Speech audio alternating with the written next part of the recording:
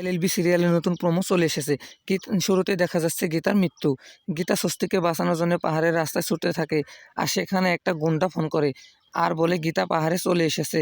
আর তারপরে গীতার সামনে একটা গাড়ি আসে, কয়েকটা গুন্ডা নেমে যায়। সেখানে গীতাকে মারার জন্যে গুন্ডারা চেষ্টা করে, কিন্তু গীতা বলে আমি স্বস্তিককে কতটা ভালোবাসি সেটা সবাইকে বুঝিয়ে দেবো। তারপর সেই সমস্ত গুন্ডাগুলোকে গীতা মারতে থাকে। ঠিক তখনই সেখানে চলে এসে পদ্ম, আর এসে বলে উকিল দিদিমণি। তখনই গীতা পদ্মকে দেখতে যায়, সেখানে সামনে দেখে কৃপান। কৃপান গীতাকে এমনভাবে ধাক্কা দিল যে গীতা পাহাড় থেকে নিচে পড়ে গেল, আর গীতা সেখানে অজ্ঞান হয়ে গেল। তাহলে বন্ধুরা, গীতা গীতা পারবে কি এই মৃত্যুর হাত থেকে নিজেকে বাঁচাতে, নাকি আর অন্য কেউ এসে গীতাকে বাঁচিয়ে নেবে? কাব্যা ও গিনির চক্রান্তে গীতাকে মৃত্যুর দায়ে ফাঁসিয়ে দিবে পদ্মকে? কি হতে চলেছে গীতা এলএলবি সিরিয়ালে?